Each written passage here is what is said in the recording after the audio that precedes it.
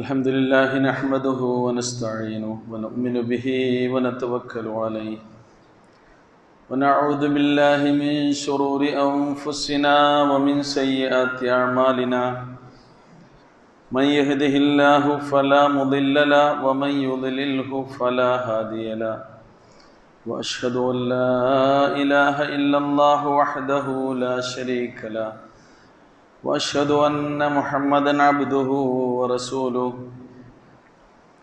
أرسله بالهدى ودين الحق ليظهره على الدين كله ولو كره المشركون اللهم صل على محمد وعلى آل محمد كما صليت على إبراهيم وعلى آل إبراهيم اللهم بارك على محمد وعلى آل محمد كما باركت على إبراهيم وعلى آل إبراهيم إنك حميد مجيد أما بعد فإن خير الحديث كتاب الله وخير الهدي هدي محمد صلى الله عليه وسلم وشر الأمور محدثاتها وكل محدثة بدعة وكل بدعة ضلالة يا أيها الذين آمنوا اتقوا الله حق تقاته ولا تموتن إلا وأنتم مسلمون സ്നേഹാദരണീയരായ സഹോദരി സഹോദരന്മാരെ, അളവറ്റ ദയാപരനും കരുണാമയനുമായ അല്ലാഹു സുബ്ഹാനഹു വ തആലയുടെ നിയമനിർദ്ദേശങ്ങൾ ജീവിതത്തിൻ്റെ രഹസ്യവും പരസ്യവുമായ എല്ലാ സന്ദർഭങ്ങളിലും സൂക്ഷിച്ച് പാലിച്ചുകൊണ്ട് അള്ളാഹുവിൻ്റെ ഇഷ്ടദാസന്മാരായി ജീവിച്ചു മരിക്കാൻ പരമാവധി പരിശ്രമിക്കണമെന്ന് സ്വന്തത്തെ മറക്കാതെ ആദ്യമായി എല്ലാവരെയും ഉണർത്തുകയാണ്. അല്ലാഹു സുബ്ഹാനഹു വ തആല അതിന് നമുക്ക് തൗഫീഖ് നൽകി അനുഗ്രഹിക്കുമാറാകട്ടെ.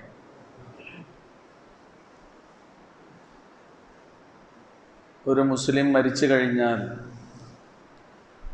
മയ്യത്ത് നമസ്കരിച്ച ഉടനെ തന്നെ മൃതദേഹം സംസ്കരിക്കേണ്ടത് എല്ലാവരുടെയും പൊതുബാധ്യതയായി കൊണ്ടാണ് ഇസ്ലാം നമ്മെ പഠിപ്പിക്കുന്നത്. ഫർളു കിഫായ എന്നാണ്. ഓരോരുത്തർക്കും നിർബന്ധമില്ലെങ്കിലും ഏതെങ്കിലും ഒരാൾ അത് നിർവഹിക്കുകയാണെങ്കിൽ മറ്റുള്ളവരെല്ലാം അത് ചെയ്യാതിരിക്കുന്ന കുറ്റത്തിൽ നിന്ന് രക്ഷപ്പെടുമെന്നർത്ഥം. നമ്മുടെ നാട്ടിൽ മൃതദേഹം സംസ്കരിക്കുന്നതിന് പല രീതികളും സ്വീകരിച്ചു വരുന്നുണ്ട്. ചിലർ ദഹിപ്പിച്ചുകൊണ്ട് സംസ്കരിക്കുന്നു, ചില നാട്ടുകാർ വെള്ളത്തിലൊഴുക്കി വിടുന്നു, മറ്റു ചിലർ ജന്തുക്കൾക്കും പക്ഷികൾക്കുമൊക്കെ മൃതദേഹം ഭക്ഷിക്കാൻ വേണ്ടി വിട്ടുകൊടുക്കുന്ന രീതിയുണ്ട്. ഓരോ മതങ്ങളിലും ഓരോ സംസ്കാരങ്ങളിലും വ്യത്യസ്ത രീതിയിലാണ് ഇങ്ങനെ മരണാനന്തര കർമ്മങ്ങളൊക്കെ ചെയ്തുകൊണ്ടിരിക്കുന്നത്. എന്നാൽ ഇസ്ലാമിനെ സംബന്ധിച്ചിടത്തോളം നമ്മുടെ പ്രകൃതിക്ക് അനുയോജ്യമായ രീതിയിൽ മയ്യത്ത് മറമാടിക്കൊണ്ട്, മണ്ണിൽ മറമാടിക്കൊണ്ട് തന്നെ സംസ്കരിക്കണമെന്നാണ് കൽപ്പിക്കപ്പെട്ടിട്ടുള്ളത്. ഭൂമിയിൽ ആദ്യമായി നടന്നിട്ടുള്ള മരണം അതൊരു കൊലപാതകമായിരുന്നു എന്നാണ് വിശുദ്ധ ഖുർആനിൻ്റെ ആയത്തിലൂടെ മനസ്സിലാക്കാൻ കഴിയുന്നത്. ആദിപിതാവ് ആദം അലൈഹിസ്സലാത്തു വസ്സലാമിൻ്റെ രണ്ട് മക്കൾ ഹാബീലും ഖാബീലും അവർ നേർന്ന ഒരു നേർച്ചയും ആരാധനയുമായി ബന്ധപ്പെട്ടുകൊണ്ട് അവർക്കിടയിൽ ഉണ്ടായിട്ടുള്ള പ്രശ്നങ്ങൾ, അങ്ങനെ ഖാബീൽ ഹാബീലിനെ വധിച്ചു കളയുകയാണ് ഉണ്ടായത്. സ്വന്തം സഹോദരൻ മരണപ്പെട്ട ഈ സന്ദർഭത്തിൽ മൃതദേഹം എന്തു ചെയ്യണമെന്നറിയാതെ പകച്ചു നിന്ന ഖാബീലിന് അള്ളാഹു അത് ഓർമ്മപ്പെടുത്തി കൊടുത്തത് ഫബഅസല്ലാഹു ഗുറാബൻ യബ്ഹസു ഫിൽ അർള്, ഭൂമിയിൽ ഇങ്ങനെ മണ്ണ് ചികഞ്ഞുകൊണ്ടിരിക്കുന്ന ഒരു കാക്കയെ അള്ളാഹു അയച്ചു കൊടുത്തു. ലിയുരിയഹു കൈഫ യുവാരി സൗഅത അഖീഹ്, തൻ്റെ സഹോദരൻ്റെ മൃതദേഹം എങ്ങനെയാണ് മറമാടേണ്ടത് എന്ന് അവന് കാണിച്ചു കൊടുക്കാൻ വേണ്ടി സൂറ മാഇദയിലെ 31-ാമത്തെ ആയത്തിൽ ഈ സംഭവം അല്ലാഹു സുബ്ഹാനഹു വ തആല വിശദീകരിച്ചു തരുന്നുണ്ട്. അന്ന് മുതൽ തുടങ്ങിയതാണ് ശരിക്ക് മണ്ണിൽ മറമാടിക്കൊണ്ടിട്ടുള്ള മനുഷ്യൻ്റെ മൃതദേഹ സംസ്കരണം എന്നുള്ളത്.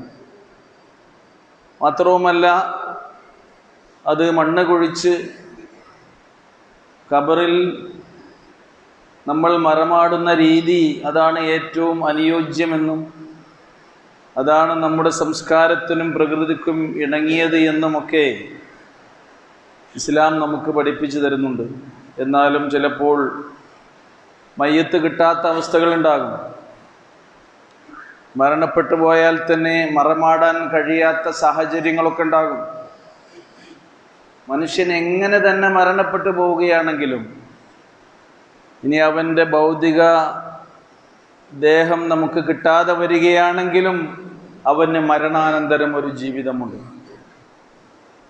അങ്ങനെ നമുക്ക് സംസ്കരിക്കാൻ കിട്ടാത്ത എത്രയോ മയ്യത്തുകൾ നമ്മുടെ അറിവിൽ തന്നെയുണ്ട്. പക്ഷേ അല്ലാഹു സുബ്ഹാനഹു വ തആല പറയുന്നത് മനുഷ്യനെ മരിപ്പിക്കുന്നതും അവനെ കബറടക്കുന്നതും ഞാൻ തന്നെയാണെന്നാണ്. സുമ്മ അമാതഹു ഫഅഖ്ബറ, നമ്മളെ മരിപ്പിക്കുന്നത് അല്ലാഹു സുബ്ഹാനഹു വ തആലയാണ് എന്നതുപോലെ തന്നെ ആ അല്ലാഹു തന്നെയാണ് നമ്മളെ കബറടക്കുന്നതും എന്നതാണ്. ഭൂമിയിൽ ഏത് മണ്ണിൽ വെച്ചാണ് നമ്മൾ മരിക്കുക എന്ന് ആർക്കും അറിയില്ല.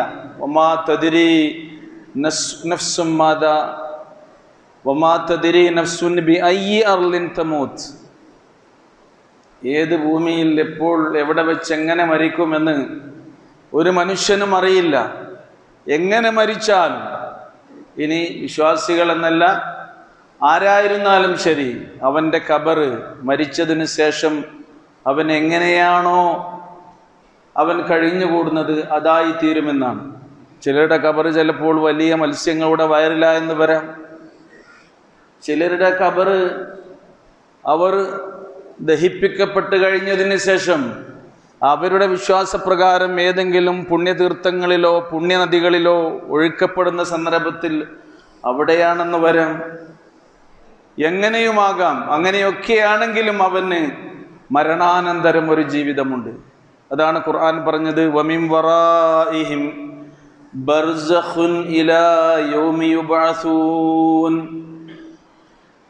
ഭൂമിയെ സംബന്ധിച്ചിടത്തോളം അള്ളാഹു അത് ജീവനുള്ള എല്ലാവർക്കും ജീവിക്കാൻ ഒരു സംവിധാനം ഒരുക്കി എന്നതുപോലെ തന്നെ മരിച്ചു പോകുന്ന എല്ലാവർക്കും അവരെയും ഉൾക്കൊള്ളാൻ മാത്രം അല്ലാഹു സുബ്ഹാനഹു വ തആല ഭൂമിയെ പര്യാപ്തമാക്കിയിരിക്കുന്നു എന്ന് ഖുർആൻ പറയുന്നുണ്ട്.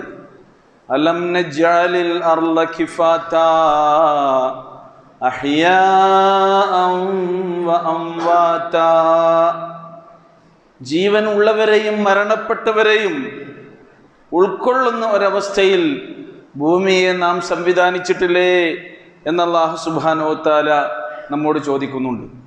മുസ്ലിങ്ങളായ നമ്മെ സംബന്ധിച്ചിടത്തോളം ഒരാൾ മരിച്ചു കഴിഞ്ഞാൽ അയാളുടെ മൃതദേഹം വളരെ മാന്യമായി സംസ്കരിക്കുക എന്നുള്ളത് നമ്മുടെ ബാധ്യതയാണ്. അവർക്ക് ഒരു പൊതു ശ്മശാനം ഉണ്ടാകലും നല്ലതാണ്.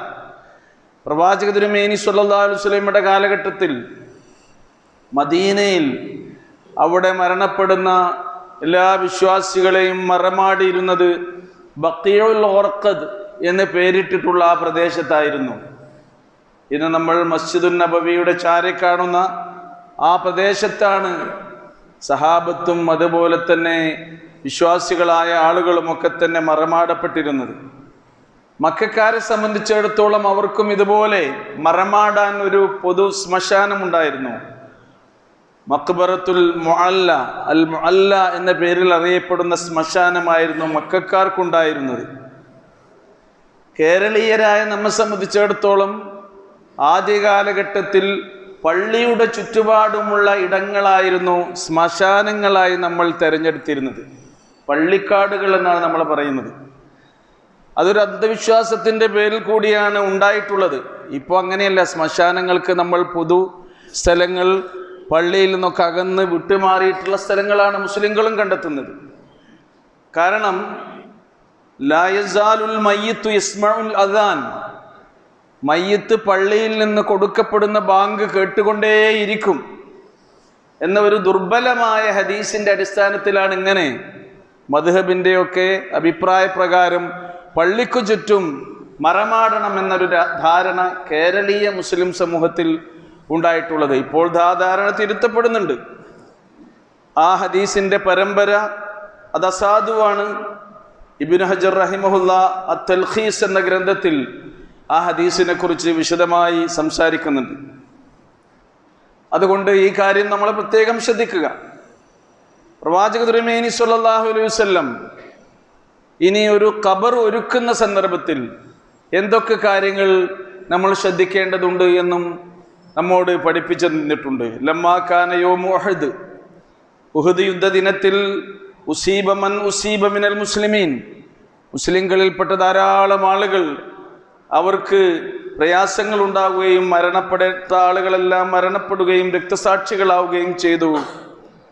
ആ സന്ദർഭത്തിൽ സഹാബത്ത് പറയുന്നു, കുല്ല, ഞങ്ങൾ ചോദിച്ചു റസൂലിനോട്, യാ റസൂലല്ലാഹ്, അൽ ഹഫ്റു അലൈനാ ലികുല്ലി ഇൻസാൻ ഷദീദ്, നമ്മിൽ നിന്ന് രക്തസാക്ഷികളായി പോയിട്ടുള്ള എല്ലാ ആളുകൾക്കും ഓരോരോ ഖബറുകൾ കുഴിക്കുക എന്നുള്ളത് നമ്മെ സംബന്ധിച്ചിടത്തോളം പ്രയാസകരമാണ്. ഫകൈഫ തഅ്മുറുനാ, അതുകൊണ്ട് ഞങ്ങൾ എന്ത് ചെയ്യണമെന്നാണ് നിങ്ങൾ നിർദ്ദേശിക്കുന്നത്, കൽപ്പിക്കുന്നത്? ഫഖാൽ, അപ്പോൾ റസൂലുള്ളാഹി അവരോട് പറഞ്ഞു, ഇഹ്ഫിറു വഔസിഉ വഅഅമികു വഅഹ്സിനു, നിങ്ങൾ ഖബറുകൾ കുഴിക്കുക, നിങ്ങൾ അതിന് ആഴം കൂട്ടുക, അതിന് നിങ്ങൾ വിശാലത വരുത്തുക. വഅഹ്സിനു, നിങ്ങൾ നന്നായി ഖബർ കുഴിക്കുക. വഅദ്ഫിനുൽ ഇസ്നൈനി വസ്സലാസ ഫിൽ ഖബർ, ധാരാളം ആളുകൾ ഒരുമിച്ച് മരണപ്പെടുകയാണെങ്കിൽ രണ്ടാളുകളെയോ മൂന്നാളുകളെയോ നിങ്ങൾ ഒരു ഖബറിൽ തന്നെ മറമാടുക. വഖദ്ദിമു അക്സറഹും ഖുർആന, നിങ്ങളങ്ങനെ രണ്ടോ മൂന്നോ അതിലധികമോ ആളുകൾ, ഇപ്പം നമുക്കറിയാം ഗസയിൽ, ഫലസ്തീനിൽ, അതുപോലെയുള്ള പ്രദേശങ്ങളിൽ നമ്മുടെ മുസ്ലിം സഹോദരങ്ങൾ ഒന്നിച്ച് ഒരു കുടുംബം, ഒരു പ്രദേശം ഒന്നടങ്കം മരണപ്പെടുന്ന സന്ദർഭത്തിലൊക്കെ ഓരോരുത്തർക്കും ഓരോ ഖബറൊരുക്കാൻ നമുക്ക് കഴിഞ്ഞുകൊള്ളുന്നില്ല. അപ്പം അതും വിശാലമായി ആഴത്തിൽ നല്ല രീതിയിൽ തന്നെ ഖബർ ഒരുക്കിക്കൊണ്ട് നിങ്ങൾ അവരെ മറമാടുക എന്നാണ്. ഉഹദ് യുദ്ധത്തിൽ മരണപ്പെട്ട സഹാബ കിറാം റളിയല്ലാഹു അൻഹും, അവരിൽ ഹാഫിളുകളായ ആളുകൾ ഉണ്ടായിരുന്നു. അന്ന് വരെ ഇറങ്ങിയ ഖുർആനിൻ്റെ ആയത്തുകൾ മുഴുവൻ പഠിച്ച ആളുകൾ. ഖുർആൻ മുഴുവൻ ഇറങ്ങി തീർന്നിട്ടില്ലല്ലോ അന്നൊന്നും.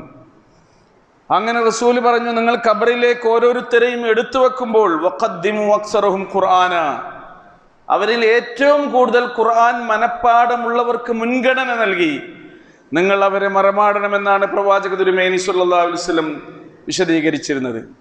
ഓരോ പ്രദേശത്തിൻ്റെയും ഭൂപ്രകൃതി അനുസരിച്ച് ഖബർ കുഴിക്കാവുന്നതാണ് എന്നതാണ്. നമുക്കറിയാം, മരുഭൂപ്രദേശമാണെങ്കിൽ അവിടെയൊക്കെ ലഹദ് എന്ന രീതിയിലായിരുന്നു ഖബർ ഒരുക്കിയിരുന്നത്.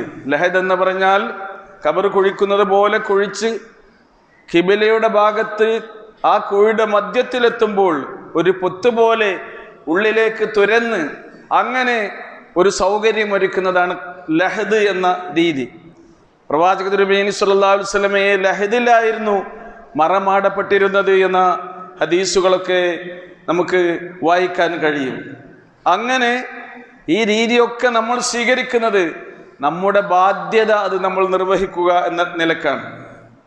ഖബറിലേക്ക് മയ്യത്ത് ഇറക്കി വെക്കുന്നതിനെ വരെ പ്രവാചക തിരുമേനി സ്വല്ലല്ലാഹു അലൈഹി വസല്ലം നമുക്ക് വിശദീകരിച്ചു തന്നിട്ടുണ്ട്. ഓരോ മയ്യത്തിൻ്റെയും അടുത്ത ബന്ധുക്കളാണ് അതിന് ഏറ്റവും അർഹരായിട്ടുള്ളവർ. മയ്യത്ത് നമസ്കാരത്തിന് അർഹരായവർ അവരാണെന്ന പോലെ തന്നെ ഖബറിലേക്ക് മയ്യത്ത് എടുത്തു വെക്കാനും അർഹരായ ആളുകൾ അവർ തന്നെയാണ്. വഉലുൽ അർഹാമി ബഅദുഹും ഔലാ ബിബഅദിൻ ഫീ കിതാബില്ലാഹ് എന്ന് സൂറ അംഫാലിൽ അല്ലാഹു സുബ്ഹാനഹു വ തആല പരസ്പര ബന്ധമുള്ള ആളുകളുടെ ആ ബാധ്യതകൾ പറയുന്നിടത്ത് ഈ ആയത്ത് പറയുന്നുണ്ട്, ഈ വിഷയത്തിലും അത് തന്നെയാണ് ചെയ്യേണ്ടതെന്നാണ്. പ്രവാചക തിരുമേനി സ്വല്ലല്ലാഹു അലൈഹി വസല്ലമയുടെ മൃതദേഹം ഖബറിലേക്ക് എടുത്തു വച്ചിരുന്നത് ഹദീസുകൾ നമുക്ക് വായിക്കാൻ കഴിയുന്നു.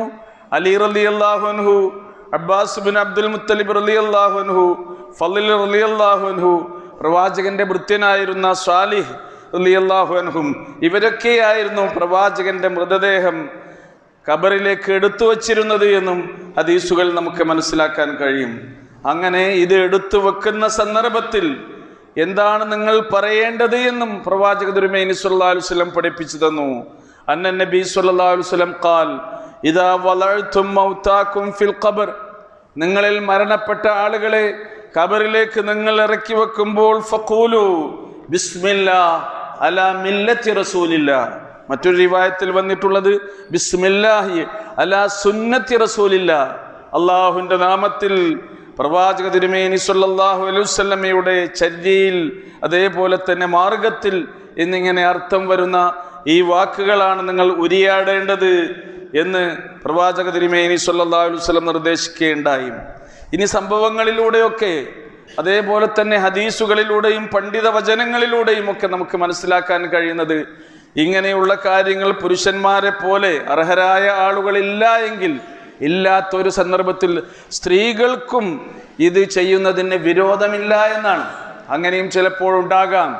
ആ പുരുഷന്മാരില്ല എന്നുള്ളത് കൊണ്ട് ഒരിക്കലും ഒരു മൃതദേഹം അനാഥമായി പോകരുത്. അത് മറമാടേണ്ട ബാധ്യത സ്ത്രീകളെ പുരുഷന്മാരെ പോലെ സ്ത്രീകൾക്കുമുണ്ട് എന്ന് സൂചിപ്പിക്കുന്ന റിവായത്തുകളും നമുക്ക് കാണാൻ കഴിയും. ഈ വിഷയത്തിൽ പ്രവാചക തിരുമേനി സ്വല്ലല്ലാഹു അലൈഹി വസല്ലം നമുക്ക് നൽകിയിട്ടുള്ള മറ്റൊരു നിർദ്ദേശം എന്താണെന്നോ, സ്ത്രീയാണ് ഒരു പുരുഷൻ മറവു ചെയ്യുന്നത് എങ്കിൽ, ഒരു സ്ത്രീയെ പുരുഷനാണ് മറവു ചെയ്യുന്നത് എങ്കിൽ തൊട്ടു മുമ്പുള്ള രാത്രിയിൽ ഭാര്യയുമായി ലൈംഗിക ബന്ധം സ്ഥാപിക്കാത്തവരായിരിക്കാൻ ശ്രദ്ധിക്കണമെന്ന് പ്രവാചക തിരുമേനി സ്വല്ലല്ലാഹു അലൈഹി വസല്ലം പറഞ്ഞിട്ടുണ്ടെന്നാണ് ഇമാം ബുഖാരി റഹിമഹുല്ലാഹ് ഉദ്ധരിക്കുന്ന ഹദീസിൽ. ഈ കാര്യങ്ങൾ അദ്ദേഹം പ്രത്യേകം ഒരു അധ്യായം നൽകിക്കൊണ്ട് തന്നെ ഇത് സൂചിപ്പിക്കുന്നുണ്ട്. അനസ് ബിൻ മാലിക് റളിയല്ലാഹു അൻഹു നമുക്ക് പഠിപ്പിച്ചു തരുന്നു, ഷഹിദിന ഇബ്നത റസൂലില്ലാഹി സ്വല്ലല്ലാഹു അലൈഹി വസല്ലം, പ്രവാചക തിരുമേനി സ്വല്ലല്ലാഹു അലൈഹി വസല്ലമയുടെ മകളുടെ മരണാനന്തര ക്രിയകൾക്ക് ഞങ്ങൾ സാക്ഷികളായി. വറസൂലുള്ളാഹി ജാലിസുൻ അലൽ ഖബർ ഫറഅയ്തു ഐനൈഹി തദ്മആൻ, പ്രവാചകൻ ഖബറിനരികിൽ ഇങ്ങനെ ഇരിക്കുകയാണ്, അവിടുത്തെ കണ്ണിൽ നിന്ന് കണ്ണുനീർ ഒഴുകുന്നത് ഞാൻ കണ്ടു. അനസ് റളിയല്ലാഹു അൻഹു പറയുന്നു, സുമ്മഖാൽ, എന്നിട്ട് അവിടുന്ന് പറയുകയുണ്ടായി, ഹൽ മിൻകും മിൻ റജുലിൻ ലം യുഖാരിഫ് അല്ലൈല ഐ ലം യുജാമി അല്ലൈല, ഇന്നലെ രാത്രി തൻ്റെ സ്ത്രീ സഹധർമ്മിണിയുമായി ബന്ധപ്പെടാത്ത ആരെങ്കിലും ഒരാൾ നിങ്ങളുടെ കൂട്ടത്തിലുണ്ടോ എന്നാണ് റസൂൽ ചോദിച്ചത്. ഫഖാല അബൂ തൽഹ റളിയല്ലാഹു അൻഹു, അബൂ തൽഹ റളിയല്ലാഹു അൻഹു പറയുന്നു, നഅം യാ റസൂലല്ലാഹ് അന, അതെ ഞാനുണ്ട് റസൂലേ. ഖാൽ, അപ്പോൾ റസൂലുള്ളാഹി സ്വല്ലല്ലാഹു അലൈഹി വസല്ലം അദ്ദേഹത്തോട് ഇറങ്ങാൻ പറഞ്ഞു. ഫഅൻസിൽ ഫി ഖബ്രിഹാ, എന്നിട്ട് പറഞ്ഞു ഇനി അവളെ ഖബറിലേക്ക് ഇറക്കി വെക്കൂ എന്ന്. ഇതൊക്കെ ഈ കാര്യത്തിൽ നമ്മൾ ശ്രദ്ധിക്കേണ്ട നിർദ്ദേശങ്ങളായി പ്രവാചക തിരുമേനി സ്വല്ലല്ലാഹു അലൈഹി വസല്ലം നമുക്ക് പഠിപ്പിച്ചു തന്നിട്ടുള്ളതാണ്. അതേപോലെ മൊത്തത്തിലൊരു ധാരണയുള്ളത്, നമ്മൾ ഖബറൊരുക്കുമ്പോഴും അതേപോലെ തന്നെ മറമാടുമ്പോഴും രാത്രി സമയത്ത് മയ്യത്ത് മറമാടാൻ പാടില്ല എന്നൊരു ധാരണ എങ്ങനെയോ വന്ന് പോയിട്ടുണ്ട്. ശരിക്കത് ശരിയല്ല. നമ്മൾ സഹാബത്തിന്റെ ചരിത്രം എടുത്ത് പരിശോധിച്ചാൽ അബൂബക്കർ സിദ്ദീഖ് റളിയല്ലാഹു അൻഹുവിനെ മറമാടിയിരുന്നത് രാത്രി സമയത്തായിരുന്നു എന്ന് കാണാൻ കഴിയും. അതേപോലെ തന്നെ ഫാത്തിമ റളിയല്ലാഹു അൻഹ, പ്രവാചകപുത്രി അലി റളിയല്ലാഹു അൻഹുവിന്റെ പത്നി ഫാത്തിമ റളിയല്ലാഹു അൻഹയെ മറമാടിയിരുന്നത് രാത്രി സമയത്തായിരുന്നു. ഇമാം ഇബ്നു ഹജർ റഹിമഹുല്ലാ ഫതുഹുൽ ബാരിയിൽ ഈ കാര്യങ്ങളൊക്കെ വിശദീകരിച്ചിട്ടുണ്ട്. അതേപോലെ തന്നെ ഇമാം ഇബ്നുൽ ഖയ്യിം റഹിമഹുല്ലാ സാദുൽ മആദ് എന്ന തന്റെ ഗ്രന്ഥത്തിൽ പറയുന്നുണ്ട്, വകാന മിൻ ഹദിഹി സ്വല്ലല്ലാഹു അലൈഹി വസല്ലം, പ്രവാചക തിരുമേനി സ്വല്ലല്ലാഹു അലൈഹി വസല്ലമയുടെ ചര്യയിൽപ്പെട്ടതായിരുന്നു, അല്ലാ യുദ്ഫനൽ മയ്യിതു ഇൻദ തുലൂഇ ശംസ് വലാ ഇൻദ ഗുറൂബിഹാ വലാ ഹീന യഖൂമു ഖായിമൽ ലഹീറ. ഈ മൂന്ന് സമയങ്ങളിലാണ് പ്രവാചക തിരുമേനി സ്വല്ലല്ലാഹു അലൈഹി വസല്ലം അതിന് വിലക്കേർപ്പെടുത്തിയിട്ടുള്ളൂ എന്നാണ്. ഒന്ന് സൂര്യൻ ഉദിക്കുന്ന സമയത്ത്, സൂര്യോദയ സമയം, ആ സമയത്തിൽ നമസ്കാരവും വിലക്കപ്പെട്ട കാര്യമാണ്. അതേപോലെ തന്നെ സൂര്യാസ്തമന സമയം, ആ സമയത്തു മയ്യത്ത് മറമാടുന്നതുക എന്ന പോലെ തന്നെ നമസ്കാരവും വിലക്കപ്പെട്ട കാര്യമാണ്. വലാഹീന യഖൂമു ഖായിമൽ ലഹീറ, നട്ടുച്ച നേരം, സൂര്യൻ മധ്യത്തിലെത്തുന്ന നേരം, ആ സമയത്തും ആ സമയം കഴിഞ്ഞാൽ നിങ്ങൾക്കത് ചെയ്യാം. ഇതല്ലാതെ വിലക്കുള്ള ഒരു കാര്യവുമില്ല എന്ന് ഇബ്നുൽ ഖയ്യിം റഹിമഹുല്ലാ സാദുൽ മആദ് എന്ന ഗ്രന്ഥത്തിൽ വിശദീകരിച്ചിട്ടുണ്ട്. അതേപോലെ തന്നെ നമ്മൾ ശ്രദ്ധിക്കേണ്ട മറ്റൊരു കാര്യം, മറമാടിക്കഴിഞ്ഞാൽ പിന്നെ ജാബിർ റളിയല്ലാഹു അൻഹു പറയുന്നുണ്ട്, അന്ന നബിയ സല്ലല്ലാഹു അലൈഹി വസല്ലം ഉൽഹിദ ലഹു ലഹദുൻ വനസബ അലൈഹി ലിബ്ന നസബാന. പ്രവാചക തിരുമേനി സല്ലല്ലാഹു അലൈഹി വസല്ലമക്ക് ഇങ്ങനെ ഒരു ലഹദിന്റെ അരികിൽ പോയി അവിടുത്തെ കർമ്മങ്ങളൊക്കെ നിർവഹിച്ച സന്ദർഭത്തിൽ പ്രവാചകൻ ആ ഖബറിന്റെ മുകളിൽ ഒരു ഇഷ്ടിക നാട്ടി വെക്കുകയുണ്ടായി. വർഫ ഖബറഹു മിനൽ അർളി നഹവ ശിബിരിൻ, ഒരു ചാണോളമാണ് ആ ഖബർ ഭൂമിയിൽ നിന്ന് ഉയർത്തപ്പെട്ടത് എന്നാണ്. ഇനി ഖബർ ആരുടേതാണെന്ന് തിരിച്ചറിയാൻ റസൂൽ കരീം സല്ലല്ലാഹു അലൈഹി വസല്ലം ചെയ്ത ഒരു സംഭവമുണ്ട്. പ്രവാചകന്റെ അരുമ ശിഷ്യനായിരുന്ന ഉസ്മാൻ ഇബ്നു മൽഊൻ റളിയല്ലാഹു അൻഹു, അദ്ദേഹം മരണപ്പെട്ട സന്ദർഭത്തിൽ പ്രവാചകൻ അന്നഹു വലഅ സഖ്റതൻ അലാ ഖബ്രി ഉസ്മാൻ ഇബ്നു മൽഊൻ, ഉസ്മാൻ ഇബ്നു മൽഊൻ റളിയല്ലാഹു അൻഹുവിന്റെ ഖബറിന്റെ മുകളിൽ തലയുടെ ഭാഗത്ത് ഒരു പാറക്കല്ല് വെച്ചു എന്നാണ്. വഖാൽ, എന്നിട്ട് അവിടുന്ന് പറഞ്ഞു, അഅലമു ബിഹാ ഖബ്റ അഖി, എൻ്റെ കൂട്ടുകാരനായ ഈ സഹോദരന്റെ ഖബർ ഏതാണ് എന്ന് ഈ അടയാളം കൊണ്ട് ഞാൻ തിരിച്ചറിയുമെന്നാണ്. ഇമാം ബൈഹഖി റഹിമഹുല്ലാ ഈ സംഭവം റിപ്പോർട്ട് ചെയ്യുന്നുണ്ട്. ഖബറിന്റെ രണ്ട് ഭാഗത്തും നമ്മളിപ്പോൾ നാട്ടുന്നത് പോലെയുള്ള മീസാങ്കല്ല് നാട്ടുന്ന ഒരു രീതി ശരിക്കും റസൂലിന്റെ കാലത്തോ സഹാബത്തിന്റെ കാലത്തോ ഇല്ലാത്തതാണ്. അതിന് പിന്നീട് ഉണ്ടായിട്ടുള്ള ഒരു കാര്യമാണ് എന്നുകൂടി നമ്മൾ മനസ്സിലാക്കുക. അതേപോലെ തന്നെ ഏതെങ്കിലും ചെടിയുടെ കൊമ്പ് ഖബറിന്റെ ഈ രണ്ട് ഭാഗത്തും നാട്ടുന്ന ഒരു രീതിയും അങ്ങനെ പ്രവാചകന്റെ കാലത്തോ അതേപോലെ തന്നെ പിൽക്കാലം ഖുലഫാഉർ റാഷിദുകളുടേതയോ സഹാബാക്കിറാം റളിയല്ലാഹു അൻഹും അവരുടെ കാലഘട്ടത്തിലോ ഒന്നും ഉണ്ടായതല്ല, പിൽക്കാലത്ത് വന്ന ഒരു കാര്യമാണെന്നാണ്. മാത്രവുമല്ല വഖദ് ഇസ്തൻകബറൽ ഖത്താബി, ഇമാം ഖത്താബി റഹിമഹുല്ലാ ഈ ഒരു സമ്പ്രദായത്തെക്കുറിച്ച് പറയുന്നുണ്ട്. അദ്ദേഹം ആ ഒരു സമ്പ്രദായത്തെ വെറുത്തിരുന്നു. വമൻ തബിയഹു, അദ്ദേഹത്തിൻ്റെ അനുയായികളും, വൽഅന്നാസിൽ ജരീദ വനഹു ഫിൽ ഖബ്ർ എന്നാണ്. ജനങ്ങൾ ഈ പച്ചക്കമ്പ് പോലെയുള്ള വസ്തുക്കൾ ഖബറിൽ നാട്ടിവെക്കുന്നത് അത് അനിഷ്ടകരമായ ഒരു കാര്യമായിക്കൊണ്ടാണ് ഇവരൊക്കെ കണ്ടിരുന്നത് എന്നും ഈ വിഷയകമായി വന്ന റിപ്പോർട്ടിൽ നമുക്ക് മനസ്സിലാക്കാൻ കഴിയും. സഹോദരങ്ങളെ, നമ്മൾ ഖബർ ജീവിതത്തിലേക്ക് പോകുമ്പോൾ അതിൻ്റെ ആ ഭൗതികമായ ഈ ഘട്ടങ്ങളെക്കുറിച്ചാണ് നമ്മളിപ്പോൾ സംസാരിച്ചത്. ഇതിലും പ്രവാചക തിരുമേനി സ്വല്ലല്ലാഹു അലൈഹി വസല്ലം നമുക്ക് കാണിച്ചു തന്ന നല്ല കാര്യങ്ങളെയാണ് നമ്മൾ ഇത്തിബാ ചെയ്യേണ്ടത്. പ്രവാചകൻ ചെയ്തിട്ടില്ലാത്ത കാര്യങ്ങൾ പരമാവധി നമ്മൾ ഒഴിവാക്കുക തന്നെയാണ് വേണ്ടത്. അങ്ങനെ അള്ളാഹുവിൻ്റെയും റസൂലിൻ്റെയും കൽപ്പനകളെ ജീവിതത്തിൽ പ്രാവർത്തികമാക്കുന്ന യഥാർത്ഥ വിശ്വാസികളിൽ അവൻ നമ്മെ എല്ലാവരെയും ഉൾപ്പെടുത്തി അനുഗ്രഹിക്കുമാറാകട്ടെ. അഖൂലു ഖൗലി ഹാദാ വസ്തഗ്ഫിറുല്ലാഹ ലീ വലക്കും വലിജമീഇൽ മുസ്ലിമീന വൽ മുഅ്മിനീന മിൻ കുല്ലി ദംബ് ഫസ്തഗ്ഫിറൂഹു ഇന്നഹു ഹുവൽ ഗഫൂറുർ റഹീം.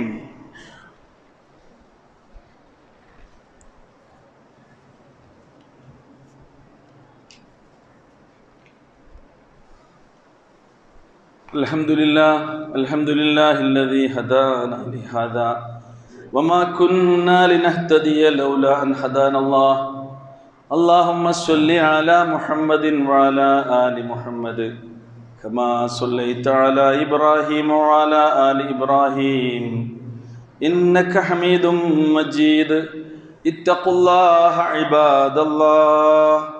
പ്രിയമുള്ള സഹോദരീ സഹോദരന്മാരെ, അള്ളാഹുവിൻ്റെ വിധി വിലക്കുകൾ കഴിവിൻ്റെ പരമാവധി ജീവിതത്തിലേക്ക് ചേർത്ത് വച്ചുകൊണ്ട് അള്ളാഹുവിൻ്റെ സ്നേഹം നേടുന്നവരിൽ ഉൾപ്പെടാൻ പരിശ്രമിക്കണമെന്ന് ഒരിക്കൽ കൂടി ഉണർത്തുകയാണ്.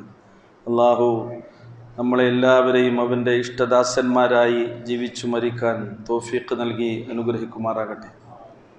മരിച്ച മയ്യത്തിനോട് ആദരവ് കാണിക്കണമെന്നും അതിനോട് ചെയ്യേണ്ട ബാധ്യതകളെല്ലാം നിർവഹിക്കണമെന്നും വിശ്വാസികളായ നമ്മോട് ഇസ്ലാം പഠിപ്പിച്ചു തരുന്നുണ്ട്. ഇനി മുസ്ലിമല്ലാത്ത ഒരാളെയാണ് നമ്മൾ മറമാടേണ്ടത് എങ്കിലും ആ കാര്യം നമ്മുടെയൊക്കെ ബാധ്യതയായിക്കൊണ്ട് തന്നെയാണ് ഇസ്ലാം പഠിപ്പിച്ചു തന്നിട്ടുള്ളത്. പ്രവാചക തിരുമേനി സ്വല്ലല്ലാഹു അലൈഹി വസല്ലമയുടെ സുദീർഘമായ യാത്രാവേളകളിൽ നടന്നു പോകുമ്പോൾ മരുഭൂമിയിൽ ഒറ്റപ്പെട്ട മൃതദേഹങ്ങളോ മൃതദേഹത്തിൻ്റെ അവശിഷ്ടങ്ങളോ പ്രവാചകൻ കാണാനിടയാവുകയാണെങ്കിൽ യാത്ര നിർത്തി തൻ്റെ അനുചരന്മാരോട് ഖബറൊരുക്കാൻ പറഞ്ഞ് ഈ മൃതദേഹത്തെ ആരുടേതാണെന്നറിയാത്ത, ഏത് മതക്കാരൻ്റേതാണെന്നറിയാത്ത ഇതേപോലെയുള്ള മൃതദേഹത്തെ മാന്യമായി ഖബറടക്കിയതിന് ശേഷമായിരുന്നു റസൂലുള്ളാഹ് യാത്ര തുടർന്നിരുന്നത് എന്ന് ചരിത്രത്തിൽ നമുക്ക് വായിക്കാൻ കഴിയും. മനുഷ്യൻ്റെ മൃതദേഹത്തിൻ്റെ അവശിഷ്ടങ്ങളാണെങ്കിലും അതിനെ വരെ അത് പുറത്ത് കാണാത്ത വിധത്തിൽ മറമാടിക്കൊണ്ട് വേണം യാത്ര പോകാനെന്നാണ് റസൂലുള്ളാഹ് അവിടുത്തെ ചര്യയിലൂടെ നമുക്ക് പഠിപ്പിച്ചിരുന്നത്. ഇനി ഒരു അവിശ്വാസിയുടെ മൃതദേഹമാണ് നമുക്ക് കിട്ടുന്നതെങ്കിലും അതിന് സാങ്കേതികമായി മറ്റ് തടസ്സങ്ങളൊന്നുമില്ലെങ്കിലും അതിനെ ഒരു മുസ്ലിം എന്ന നിലക്ക് നമ്മൾ മറമാടുകയാണ് വേണ്ടത്.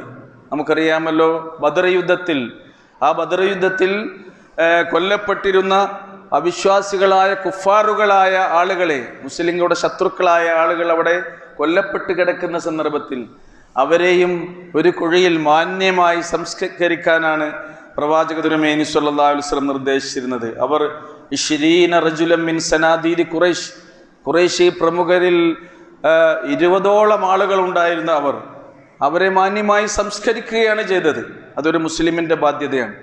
അതേപോലെ തന്നെ പ്രവാചകന്റെ പിതൃവ്യൻ അബൂ ത്വാലിബ്, അദ്ദേഹം മരണമടഞ്ഞ സന്ദർഭത്തിൽ അലി റളിയല്ലാഹു അൻഹു പ്രവാചകന്റെ അരികിലേക്ക് വന്നു. അത്തൈത്തുൻ നബിയ സ്വല്ലല്ലാഹു അലൈഹി വസല്ലം ഇന്ന അമ്മക ഖദ് മാത്, നിങ്ങളുടെ പിതൃവ്യൻ മരണപ്പെട്ടിട്ടുണ്ട്. ഫമൻ യുവാരിഹി, ആരാണ് അദ്ദേഹത്തെ മറമാടുക എന്ന് ചോദിച്ചപ്പോൾ റസൂലുള്ളാഹി സ്വല്ലല്ലാഹു അലൈഹി വസല്ലം പറഞ്ഞു, ഖാല ഇദ്ഹബ് ഫവാരിഹി, താങ്കൾ പോയി അദ്ദേഹത്തിൻ്റെ മരണാനന്തര ക്രിയകളെല്ലാം ചെയ്തു കൊടുക്കൂ എന്നാണ് പറഞ്ഞത്. അപ്പോൾ അബൂ താലിബ് മരിച്ചിട്ടും മുസ്ലിം അല്ലാത്ത തൻ്റെ പിതൃവ്യൻ്റെ മരണാനന്തര ക്രിയകൾ, ഭൗതികമായ സംസ്കരണ കാര്യങ്ങളിലെല്ലാം തന്നെ അലി റളിയല്ലാഹു അൻഹുവിനോട് വ്യാപൃതനാകാനായിരുന്നു പ്രവാചക തിരുമേനി സ്വല്ലല്ലാഹു അലൈഹി വസല്ലം നിർദ്ദേശിച്ചിരുന്നത് എന്ന്. നമുക്കും അങ്ങനെ തന്നെ ഏതെങ്കിലും നമ്മുടെ അയൽപക്കക്കാരോ അതേപോലെ തന്നെ നമ്മുടെ കൂടെ ജീവിക്കുന്നവരിൽ പെട്ട ആരെങ്കിലും ഒരാൾ അമുസ്ലിമായി മരിച്ചു പോയിട്ടുണ്ടെങ്കിൽ അദ്ദേഹത്തിൻ്റെ ഭൗതിക സംസ്കരണത്തിന് വേണ്ട സഹായങ്ങൾ ചെയ്തു കൊടുക്കാൻ, അതേപോലെ തന്നെ അവർക്ക് വേണ്ട ഒത്താശകൾ ചെയ്തു കൊടുക്കാൻ ഒരു മുസ്ലിം എന്ന നിലക്ക് നമുക്ക് ബാധ്യതയുമുണ്ട്. അതിന് നമുക്ക് ചെയ്താൽ പ്രതിഫലവുമുണ്ട് എന്നൊക്കെ തന്നെയാണ് ഹദീസിലൂടെ നമുക്ക് വിശദീകരിക്കാൻ കഴിയുന്നത്. എന്നാൽ ഒരു മുസ്ലിം ഒരു കാഫിറിൻ്റെ കൂടെ മറമാടപ്പെടാൻ പാടില്ല. ഒരു കാഫിർ ഒരു മുസ്ലിമിൻ്റെയും കൂടെ മറമാടപ്പെടാൻ പാടില്ല. ഒരുമിച്ച് മറമാടുന്നതിനെ കുറിച്ച് ഇങ്ങനെ പണ്ഡിതന്മാർ പറഞ്ഞിട്ടുണ്ട്. അതേപോലെ തന്നെ മുസ്ലിം പൊതു ശ്മശാനങ്ങളിൽ ഏതെങ്കിലും ഒരു കാരണത്താൽ അവിശ്വാസികളായ ആളുകളെ മറമാടുകയാണെങ്കിൽ അങ്ങനെ ഒരു നിർബന്ധിത സാഹചര്യത്തിൽ അവർക്ക് ഖബറൊരുക്കുന്നതിനും മതപരമായി ഒരു വിലക്കുമില്ല എന്നുകൂടി നമുക്ക് മനസ്സിലാക്കാൻ കഴിയും. പ്രവാചക തിരുമേനി സ്വല്ലല്ലാഹു അലൈഹി വസല്ലം മരണപ്പെട്ടപ്പോൾ പൊതു ശ്മശാനത്തിലേക്ക് കൊണ്ടുപോകാതെ പ്രവാചകൻ എവിടെയാണോ മരണപ്പെട്ടത്, പത്നി ആയിഷ റളിയല്ലാഹു അൻഹയുടെ വീട്ടിൽ പ്രവാചകൻ മരിച്ചയിടത്ത് തന്നെയാണ് പ്രവാചകനെ ഖബറൊരുക്കി പ്രവാചകനെ മറമാടിയിരുന്നത് എന്നും ഹദീസുകളിലൂടെ നമുക്ക് കാണാൻ കഴിയും. അവർ സഹാബത്ത് മരണാനന്തരം, പ്രവാചകന്റെ മരണാനന്തരം ഈ വിഷയത്തിൽ കൂടിയാലോചിക്കുകയും അവസാനം അങ്ങനെ തീരുമാനിക്കുകയുമാണ് ഉണ്ടായത് എന്നും നമുക്ക് ചരിത്രത്തിലൂടെയൊക്കെ മനസ്സിലാക്കാൻ കഴിയും. ഇതൊക്കെ ഇത്രയും പറഞ്ഞത് മരിച്ചതിന് ശേഷം ഭൗതിക ജഡം ഏതൊരവസ്ഥയിലായിരിക്കും എന്നുള്ളതിനെ കുറിച്ചാണ്. ഇനിയും ആ വിഷയകമായി നമ്മൾ അറിയേണ്ട ചില കാര്യങ്ങൾ ഇനിയും നമുക്ക് പഠിക്കേണ്ടതുണ്ട്, മനസ്സിലാക്കേണ്ടതുണ്ട്. എന്നാൽ മരിച്ചുപോയ ആത്മാക്കൾ, അതിൽ നഫ്സുൻ ത്വയ്യിബയുണ്ട്, നഫ്സുൻ ഖബീസയുണ്ട്. പരിശുദ്ധാത്മാക്കളുണ്ട്, മ്ലേച്ഛാത്മാക്കളുണ്ട്. ഈ ആത്മാക്കളുടെ അവസ്ഥ എന്താണ്, അവർ ഏത് രീതിയിലാണ് അവർ ജീവിച്ചു കൊണ്ടിരിക്കുന്നത് എന്നും ഖുർആനിൻ്റെ അടിസ്ഥാനത്തിൽ, പ്രവാചകന്റെ വിശദീകരണത്തിന്റെ അടിസ്ഥാനത്തിൽ നമുക്ക് പഠിക്കാം. അള്ളാഹു നമ്മെ അനുഗ്രഹിക്കുമാറാകട്ടെ. റഹ്മാനായ നാഥ, ഞങ്ങളുടെ ജീവിതത്തിൽ വന്നു പോയിട്ടുള്ള തെറ്റുകൾ ഞങ്ങളോട് പൊറുക്കണമേ. ഞങ്ങളിൽ നിന്ന് മരണപ്പെട്ടു പോയിട്ടുള്ള എല്ലാവർക്കും മഗ്ഫിറത്തും മർഹമത്തും നൽകി അനുഗ്രഹിക്കണമേ. ഞങ്ങൾക്കിടയിലെ രോഗികൾക്ക് അവർക്ക് രോഗശമനവും ശിഫയും നൽകി നീ അനുഗ്രഹിക്കണമേ തമ്പുരാനെ. ഞങ്ങൾക്കിടയിൽ പല വിധത്തിലുള്ള പ്രയാസങ്ങൾ അനുഭവിക്കുന്ന, പരീക്ഷണങ്ങൾക്ക് വിധേയരായിക്കൊണ്ടിരിക്കുന്ന ആളുകൾക്ക് സാമ്പത്തികമായി, ശാരീരികമായി, മറ്റു പല വിധേനയും അള്ളാഹുവേ അവരുടെ എല്ലാ പ്രയാസങ്ങളിൽ നിന്നും അവർക്ക് മോചനം നൽകി ജീവിതത്തിൽ ധന്യതയും ഐശ്വര്യവും സമാധാനവും നൽകി അനുഗ്രഹിക്കണമേ തമ്പുരാനെ. അള്ളാഹുവേ, മഴക്കാലമാണ്, മഴക്കെടുതികൾ വർദ്ധിച്ചു കൊണ്ടിരിക്കുകയാണ്. ഈ സന്ദർഭത്തിൽ മഴയ്ക്ക് വേണ്ടി നിന്നോട് പ്രാർത്ഥിച്ച ഞങ്ങളിതാ പ്രാർത്ഥിക്കുന്നു. അല്ലാഹുമ്മ സ്വയ്യിബൻ നാഫിഅൻ ഗൈറ ളാർ, അല്ലാഹുമ്മ സ്വയ്യിബൻ നാഫിഅൻ ഗൈറ ളാർ, അല്ലാഹുമ്മ സ്വയ്യിബൻ നാഫിഅൻ ഗൈറ ളാർ. അല്ലാഹുവേ, ഉപകാരപ്രദമായ പ്രയാസങ്ങളില്ലാത്ത മഴയെ ഞങ്ങൾക്ക് നീ നൽകണമേ നാഥ. ഉപകാരപ്രദമായതും പ്രയാസങ്ങളിലും ഇല്ലാത്തതുമായ മഴയെ ഞങ്ങൾക്ക് നീ നൽകണമേ നാഥ. അല്ലാഹുമ്മ ഗ്ഫിർ ലിൽ മുഅ്മിനീന വൽ മുഅ്മിനാത്ത് വൽ മുസ്ലിമീന വൽ മുസ്ലിമാത്ത് അൽഅഹ്യാഇ മിൻഹും വൽ അംവാത്ത് ഇന്നക മുജീബുദ് ദഅവാതി യാ ഖാദിയൽ ഹാജാത്ത്.